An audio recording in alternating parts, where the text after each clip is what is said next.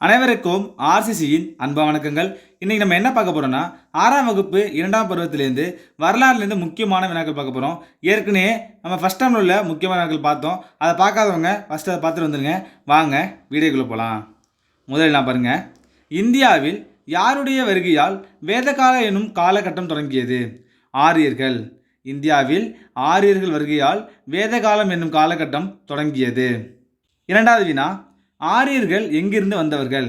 மத்திய ஆசியாவில் இந்து குஷ் மலையில் உள்ள கைபர் கணவாய் வழியாக இந்தியாவிற்கு வந்தவர்கள். அடுத்தது, ஆரியர்களின் முக்கிய தொழில் கால்நடை மேய்த்தல். ஆரியர்களின் முக்கிய தொழில் கால்நடை மேய்த்தல்.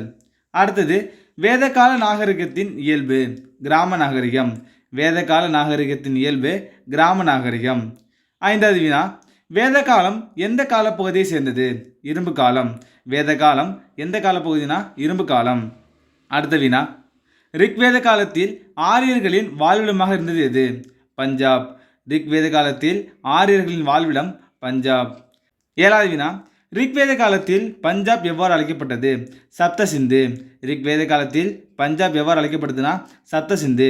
இந்த சப்தசிந்துனா 7 நதிகள் ஓடும் நிலப்பரப்பு. அடுத்தது, ரிக்வேத கால அரசியல் எதனை அடிப்படையாக கொண்டது? குலம். அடுத்த வினா, வேத காலத்தை எத்தனை வகையாக பிரிக்கலாம்? 2ஆக பிரிக்கலாம். என்னன்னு பார்த்தீங்கன்னா முன் வேத காலம், இன்னொன்று பின் வேத காலம். அடுத்தது, ஸ்மிருதி என்பதன் பொருள் என்ன? இறுதியான எழுதப்பட்ட பிரதி. ஸ்மிருதினா இறுதியாக எழுதப்பட்ட பிரதி. அடுத்தது, சுருதி என்பதன் பொருள் கேட்டல் அல்லது எழுதப்படாதது. சுருதி என்பதன் பொருள் கேட்டல் அல்லது எழுதப்படாதது. அடுத்த வினா, சமிதி என்பது மக்கள் அனைவரையும் கொண்ட பொதுக்குழு. சமிதி என்பது மக்கள் அனைவரையும் கொண்ட பொதுக்குழு. சபா என்பது மூத்தவர்களை கொண்ட மன்றம்.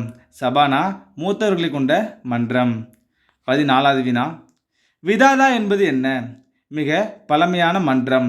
விதாதா என்பது மிக பழமையான மன்றம். 15வது வினா, அயோத்தி, இந்திரபிரதேசம், மதுரா போன்ற நகரங்கள் எந்த காலத்தில் உருவாகின? பின் வேத காலத்தில் உருவாகின. 16வது வினா, வேத காலத்தில் செய்யப்பட்ட மண்பாண்டங்கள் எந்த நிறத்தில் காணப்பட்டது? பழுப்பு மஞ்சள் நிறம். வேத காலத்தில் செய்யப்பட்ட மண்பாண்டங்கள் பழுப்பு மஞ்சள் நிறத்தில் காணப்பட்டது. 17வது வினா, பொருள் கொடுத்து பொருள் வாங்கும் முறை பண்டமாற்று முறை. பொருள் கொடுத்து பொருள் வாங்கும் முறை பண்டமாற்று முறை. அடுத்தது, ஆரியர்களின் முதன்மை வேளாண்மை பயிர் பார்லி. ஆரியர்களின் முதன்மை வேளாண்மை பயிர் பார்லி. 19வது வினா, ரிக்வேத காலத்தில் புனித விலங்காக கருதப்பட்டது எது? பசு. ரிக்வேத காலத்தில் புனித விலங்காக கருதப்பட்டது பசு. அடுத்தது, பழங்கால கற்றல் முறை என்னன்னு பார்த்தீங்கன்னா குருகுல கல்வி முறை. அடுத்த வினா, பண்டைய தமிழகத்தின் பெருங்கற்காலம் எதனோடு தொடர்புடையது? சங்க காலத்திற்கு முந்தைய காலத்தோடு தொடர்புடையது. அடுத்த வினா, ரிக்வேத காலத்தில் ஆரியர்களின் மதம் எதனை மையமாக கொண்டது? சடங்குகளை மையமாக கொண்டது. அடுத்த வினா, ஆதிச்சநல்லூர் எந்த மாவட்டத்தில் உள்ளது? தூத்துக்குடி. ஆதிச்சநல்லூர் தூத்துக்குடி மாவட்டத்தில் உள்ளது. அடுத்த வினா, கீழடியில் எந்த நாட்டைச் சேர்ந்த தொல்பொருட்கள் கிடைத்துள்ளன? ரோம் நாட்டு. கீழடியில் எந்த நாட்டைச் சேர்ந்த தொல்பொருட்கள் கிடைத்துள்ளன? ரோம் நாடு. அடுத்தது, தீபகற்ப இந்தியாவிலிருந்து ரோமுக்கு ஏற்றுமதி செய்யப்பட்ட பொருள் எஃகு. தீபகற்ப இந்தியாவிலிருந்து ரோமுக்கு ஏற்றுமதி செய்யப்பட்ட பொருள் எஃகு. அடுத்த வினா, பொருந்தல் எந்த மாவட்டத்தில் அமைந்துள்ளது? திண்டுக்கல். பொருந்தல் எந்த மாவட்டத்தில் அமைந்துள்ளதுன்னா திண்டுக்கல். அடுத்த வினா, பையம்பள்ளி எங்கு அமைந்துள்ளது? வேலூர். பையம்பள்ளி வேலூர் மாவட்டத்தில் அமைந்துள்ளது. அடுத்த வினா, ரேடியோ கார்பன் முறையில் பையம்பள்ளியின் பண்பாட்டின் காலம் கிமு 1000. ரேடியோ கார்பன் முறையில் பையம்பள்ளியோட காலம் கிமு 1000. அடுத்த வினா, கொடுமணல் எந்த மாவட்டத்தில் அமைந்துள்ளது? ஈரோடு. கொடுமணல் எந்த மாவட்டத்தில் அமைந்துள்ளது? ஈரோடு. 29வது வினா, கொடுமணல் குறித்து கூறும் சங்ககால நூல் எது? பதிற்று 10. கொடுமணல் குறித்து கூறும் சங்ககால நூல் பதிற்று 10. அடுத்த வினா, 300க்கும் மேற்பட்ட தமிழ் பிராமி எழுத்துக்கள் கொண்ட மண்பாண்டங்கள் எங்கு கண்டெடுக்கப்பட்டன? கொடுமணல். 300க்கும் மேற்பட்ட தமிழ் பிராமி எழுத்துக்களை கொண்ட மண்பாண்டங்கள் எங்கு கண்டெடுக்கப்பட்டதுன்னா கொடுமணல். அடுத்த வினா, இறந்தவர்களை புதைப்பதற்காக பயன்படுத்தப்பட்ட பெரிய மண்பானைகள் எதுனா முதுமக்கள் தாலிகள். 32வது வினா, எந்த ஆற்றின் இரு கரைகளிலும் பழங்கால வாழ்விடங்கள் இருந்தது என்பதை சுட்டிக்காட்டுகின்றன? உப்பாறு. 33வது வினா, புலிமான் கோம்பையில் கிடைத்த நாடுகள் எந்த காலம் சேர்ந்தது? கிமு 3ஆம் நூற்றாண்டு. அடுத்தது புலிமான் கோம்பை எந்த மாவட்டம்னா தேனி மாவட்டம்.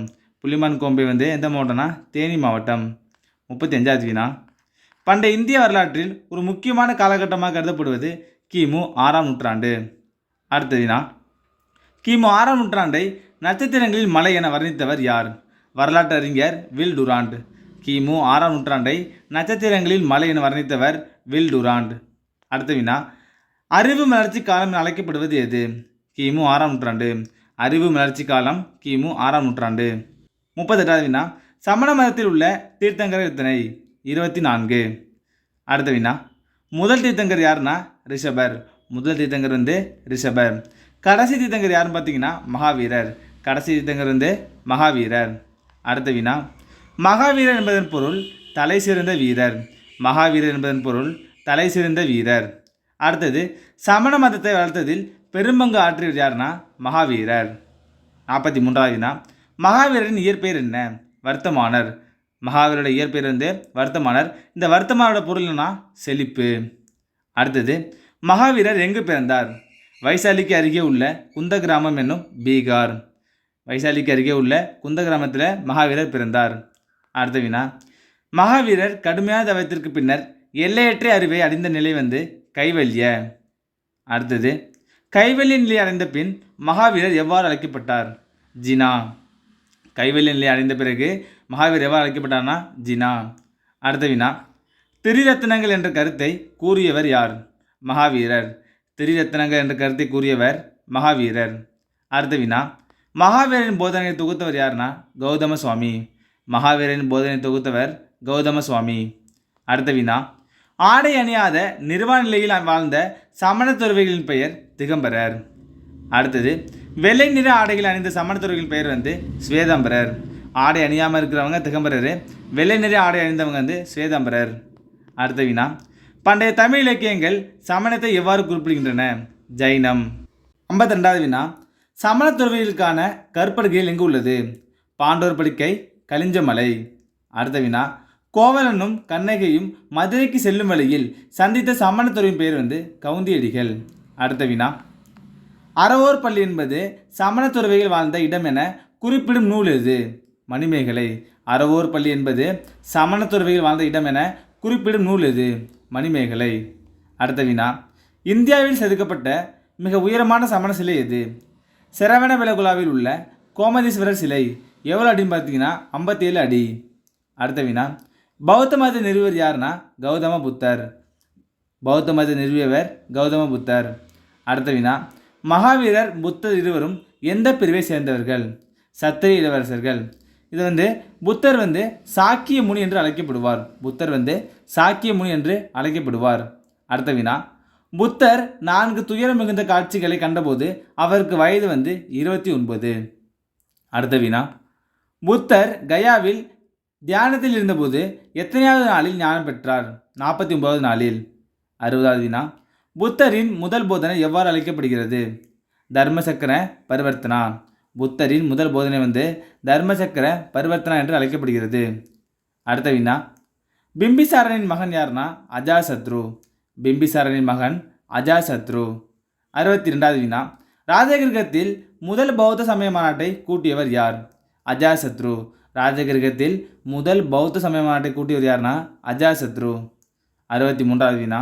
பாடலிபுத்திரத்தில் புதிய தலைநகருக்கான அடித்தளமிட்டவர் யார்? உதயன். பாடலிபுத்திரத்தில் புதிய தலைநகருக்கான அடித்தளமிட்டவர் உதயன். அடுத்த வினா. தலைநகரை ராஜகிருகத்திலிருந்து பாடலிபுத்திரத்திற்கு மாற்றியவர் யார்? காலசோகா, அதாவது 2ஆம் காலசோகா. 65வது வினா. முதல் நந்த வம்ச அரசர் யார்? மகாபத்ம நந்தர். முதல் நந்த வம்ச அரசர் மகாபத்ம நந்தர். 66வது வினா.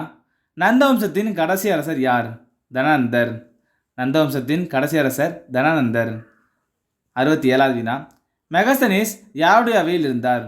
சந்திரகுப்த மௌரியர் அவையில். எத்தனை ஆண்டு இருப்பார்னா 14 ஆண்டுகள் இருப்பார். அடுத்த வினா. சந்திரகுப்த மௌரியரை தென்னிந்தியாவிற்கு அழைத்து வந்த துறவி யார்?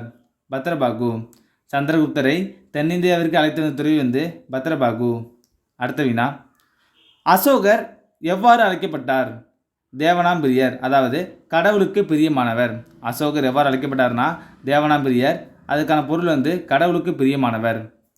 அடுத்த வினா, அசோகர் கலிங்கத்தின் மீது போர் தொடுத்த ஆண்டு கிமு 261. அசோகர் கலிங்கத்தின் மீது போர் தொடுத்த ஆண்டு கிமு 261. 71வது வினா, அசோகர் ஒரு பிரகாசமான நட்சத்திரம் போல் இன்று வரை ஒளிர்கிறார் என்று கூறியவர் யார்? Hg Wales. 72வது வினா, சாஞ்சியில் அசோகர் கல்வெட்டுகளில் காணப்படும் எழுத்து முறை பிராமி. 73வது வினா, சுதர்சனா ஏரியின் பணிகள் யாருடைய காலத்தில் தொடங்கப்பட்டது? சந்திரகுப்த மௌரியர் காலத்தில். 74வது வினா, சுதர்சனா ஏரியின் பணிகள் யாருடைய காலத்தில் நிறைவு பெற்றது? அசோகர் காலத்தில். சந்திரகுப்த மௌரியர் காலத்தில் ஆரம்பித்து அசோகர் காலத்தில் முடிச்சிருப்பாங்க. அடுத்த வினா, மாசாகாஸ் என அழைக்கப்படுவதுனா செப்பு நாணயங்கள். மாசாகாஸ் என அழைக்கப்படுவது செப்பு நாணயங்கள். 76வது வினா, ராஜகிரகத்தின் தற்போதைய பெயர் என்ன? ராஜ்கீர். ராஜகிரகத்தின் தற்போதைய பெயர் ராஜ்கீர். 77வது வினா, பாடலிபுத்திரத்தின் தற்போதைய பெயர் பாட்னா. பாடலிபுத்திரத்தின் தற்போதைய பெயர் பாட்னா. 78வது வினா, கலிங்கத்தின் தற்போதைய பெயர் ஒடிசா. கலிங்கத்தின் தற்போதைய பெயர் ஒடிசா. 79வது வினா, சீன பெருஞ்சுவரை எந்த பேரரசர் தனது பேரரசின் வட எல்லையை பாதுகாப்பதற்காக கிமு 3ஆம் நூற்றாண்டில் கட்டினார்? குன்சி ஹங். கடைசி வினா, மௌரிய வம்சத்தின் கடைசி அரசர் யார்? பிரகத்ரதா. மௌரிய வம்சத்தின் கடைசி அரசர் பிரகத்ரதா. இப்போ செகண்ட் டேர்மில் உள்ள பாக்ஸ் கொஸ்டின்லாம் பார்த்துடலாம். வேத காலம் என்பது இந்திய வரலாற்றில் கிமு 1500லேருந்து 600 காலகட்டம். வேதங்கள் என்பதிலிருந்து இந்த பெயரை எடுத்திருப்பாங்க. அடுத்து பாருங்கள், 4 வேதங்கள்லாம் பார்த்தீங்கன்னா ரிக், யஜுர், சாம, அதர்வன. அடுத்தது, அழித்து எரித்து சாகுபடி செய்யும் வேளாண் முறை யார் பின்பற்றுவாங்கன்னா ஆரியர்கள். அடுத்தது, இந்தியாவின் தேசிய குறிக்கோள் என்னன்னு பார்த்தீங்கன்னா சத்தியமேவே ஜெயதே, அதாவது வாய்மையே வெல்லும். இந்த வாக்கியம் எங்கே எடுத்திருப்பாங்கன்னா முண்டக உபநிடத்திலிருந்து எடுக்கப்பட்டுள்ளது. அடுத்தது, சபாங்கிறது மூத்தோர் கொண்ட மன்றம். சமிதினா மக்கள் அனைவரும் கொண்ட பொதுக்குழு. அடுத்து பாருங்க, பாலி அப்படின்னா இது ஒரு வரியாகும். ஒருவர் தனது விவசாய மகசூலில் அல்லது கால்நடைகளில் 1/6 பங்கை வரியாக செலுத்த வேண்டும். பாலினா 1/6 பங்கு. அடுத்த வினா, இந்த ஆரியர்களோட காலம் வட இந்தியா, அதோட காலப்பகுதி இரும்பு காலம். அதோட ஆண்டு பார்த்திங்கன்னா கிமு 1500லேருந்து 600 வரை. இது ஒரு கிராம நாகரிகம். அந்த வேத காலத்தை 2ஆக பிரிக்கலாம், தொடக்க காலம், இன்னொன்று பின்வேத காலம். அடுத்த வினா, ரிக்வேத காலத்தில் மக்கள் அறிந்த உலோகங்கள் தங்கம் ஹிரண்யா, இரும்பு சியாமா, தாமிரம் அல்லது செம்பு அயாஸ் சொல்லுவாங்க. நல்லா பார்த்துங்க, தங்கம் ஹிரண்யா, இரும்பு சியாமா, தாமிரம் அயாஸ் அப்படின்னு சொல்லுவாங்க. அடுத்தது, சமணம் என்னும் சொல் ஜினா என்ற சமஸ்கிருத சொல்லிலிருந்து பெறப்பட்டதாகும். அதன் பொருள் தன்னையும் வெளியுலகத்தையும் வெல்வது ஆகும். ஜினா அப்படின்னா தன்னையும் வெளியுலகத்தையும் வெல்வது ஆகும். அடுத்த வினா, தீபகற்ப இந்தியாவிலிருந்து எஃகு ரோம் நாட்டிற்கு ஏற்றுமதி செய்யப்பட்டது குறித்தும் அலெக்சாண்ட்ரியா துறைமுகத்தில் இவற்றின் மீது வரி விதிக்கப்பட்டது என்பது குறித்தும் பெரிப்ளஸ் நூலில் குறிப்பிடப்பட்டுள்ளது. அடுத்த வினா, பெருங்கற்காலம் ஆங்கிலத்தில் மெகலித்திக் ஏஜ் என்று அழைக்கப்படுகிறது. மெகலித்திக் என்ற கிரேக்க சொல்லாகும். மெகா என்றால் பெரிய, லித் என்றால் கல் என்று பொருள். அடுத்த வினா, இப்போ நம்ம மகாவீரர் மற்றும் புத்தரை பற்றி பார்த்துடலாம்.